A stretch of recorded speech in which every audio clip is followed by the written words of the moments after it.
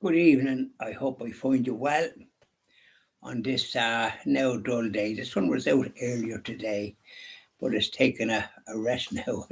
No sign of it. So we start off with the usual way with our hymns, and then let's talk, the fella says. Sweetheart of Jesus, fount of love and mercy, today we come, thy blessing to implore. Oh, touch our hearts, so cold and so ungrateful, and make us love thee more and more each day. Sweetheart of Jesus, we implore. Oh, make us love thee more and more. Sweetheart of Jesus, make us pure and gentle, and teach us how to do thy blessed will, to follow close the print of thy dear footsteps. And when we fall, sweetheart, oh, love us still. Sweetheart of Jesus, we implore. Oh, make us love thee more and more. You sacred heart of Jesus up there with you, and keep an eye on things. Keep an eye on things. Lady of Knock. Coming up, there were people of all ages gathered round the gable wall, poor and humble men and women, little children that you call. We are gathered here before you, and our hearts are just the same, filled with joy at such a vision as we praise your name. Golden Rose, Queen of Ireland, all my cares and troubles cease as we kneel with love before you, Lady of Knock, my Queen of Peace. Though your message was unspoken, still the truth in silence lies as we gaze upon your vision, and the truth I try to find. Here I stand with John the teacher, and with Joseph at your side, and I see the Lamb of God on the altar glorified. Golden Rose, Queen of Ireland, all my cares and troubles cease as we kneel with love before you, Lady of Knock, my Queen of Peace. Lovely, isn't it? You up there, Lady of Knock, and keep an eye on things. See you play, if you please. We put you down there, so we will. And here's something about Knock.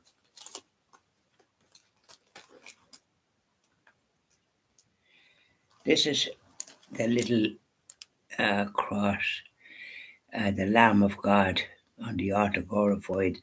That's what it was, the miracle on the gable wall. That was one of the features. Our Blessed Mother was there, Saint Joseph, the Apostle John, and then the Lamb of God and the cross. I have one of them here. They're a lovely little. They're a lovely little item for that you buy and Knock, and you put them on your jacket. And there's Knock. There's Knock, and it says, "Welcome to the sacrament of reconciliation." Now, unfortunately, that's a mistake. There is no sacrament called the sacrament of. It's the sacrament of confession. this modern nonsense that goes on. It's call it what it is. There's the sacraments, and the sacrament of confession is what it is, and you're reconciled then with God. But so these are examples of this modern approach, which another place you'll see somebody talking about the sacrament of penance. When you're at confession, you get a penance. It could be a decade of the rosary. It could be just an Our Father, three Hail Marys, go with the Father. It could be whatever, depending how long you are there. If you're going regular, it'll be very little because you're looking after that sort of thing. You're going once a month, perhaps, at least. God, creator of nothing. Wonderful, you say, yet to be sure, but he does what is still more wonderful. He makes saints out of sinners. Saint Kierkegaard, to help you prepare for the sacrament of God, reconciliation, or that. That's again the sacrament of confession, where you get things right over that. And then it has the examination of conscience, the 10 Commandments. And so you go through those, the first sacrament, the first, in the Lord your God, you shall not have strange gods before me, and then there's details about that. So it's a good little system, but they want to change their tune and call it the sacrament of confession. And here's another little item. See the little feet? That's the face of a little baby in the womb that's sometimes killed by their mothers to their eternal shame. Doesn't matter that deluded people make it legal, deluded governments, deluded media, deluded people. It's wrong.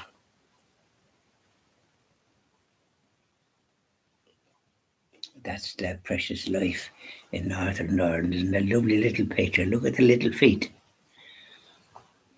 We were all like that before we were born, little feet in the womb.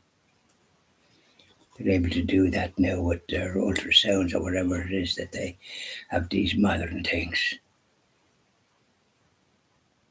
Everything perfectly formed, the image and likeness of God, murdered before they could be born. So there we are. How did you get on today otherwise? Were you busy? I was busy. First of all, I had to, before I ironed the shirts, I had washed shirts and pajamas and this, that, and the other. So today being sunny for a change, I said, "Oh, is that they're moving the clouds and the sun coming?" So I put them in the basket, bring them out, and hang them up. I think I had about 3 or 4 shirts and a vest and pajamas and this, that, and the other, but hung them out. So the sun is there, at least they have a chance of getting a bit of sun for a change. But then I had to bring them in around dinner time because it changed and it looked as if it was going to be a summer rain. When you see a black looking sky, you start to say, "Oh goodness." So I brought them in and put them on the radiators because the central heating is beyond. It was on again. It's on in the morning from 6 to about 10, and then it comes on again at about 1 o'clock. And then it's on until about 10:30, 11 at night. There's no point in cutting it and, saving on that kind of thing. I don't believe in it. In the fit, you want to have a bit of heat, and sometimes then I'd have a Dimplex heater on as well to augment it. It's always nice and warm. Thank God. But so then I did that, and then of course I had shirts that I had to iron. That was another chore.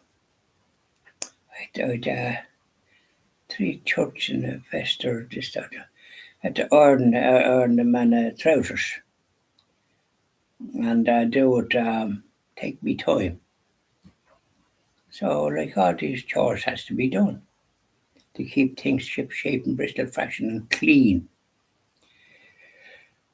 So I have bags here with different noises in it, and it looks a little untidy. I probably have to put them somewhere. Try and have less stuff on the floor. But extraordinary how things multiply, don't they? As you march up to 3 in life, you start off with little or nothing. And then as you reach my age, it suddenly accumulates. So it's a busy day. And then I was to go down to a man. I want to put a rail out of the sun house, the steps there, and to make it easier as you march up to 3 in life, you're not as fit. And a rail like going up steps, to have one in the church there where you have to go up steps, and it's very handy. As thank God I'm able to go about still more or less, but you've got to take it handy marching up steps, and they're often a bit high. The ones I have out at the sun house is 3 steps, and they're high. Now it's very nice the way it was done, because it wasn't like that when we came first. It was just there was a door, there was no windows or anything. So we put in windows, but in French kind of windows with the bars and that, and we converted part of the shed into a dining room and a spare bedroom as well, with couches that people can sleep in, and there's hot and cold water, and the toilet, and that kind of thing, and heat. So it's convenient if there's a few visitors that they can be out there, or I can be out there and they can be in here, because I'm pretty used to being out there at times. So these are the things that one does. So I was to go down. I called this man, Mr. Weir. He does that kind of stuff. He's nearly semi-retired, but I called yesterday, but he said call today. But then I had so much other things to do. I didn't call today, but I'll call tomorrow and see will he be fit to come down. I don't want to make a big song and dance about it. If either he can do it, or he to come down and see what's required. It only takes a few minutes every time I'd be driving him down. It's not too far, a couple of minutes back.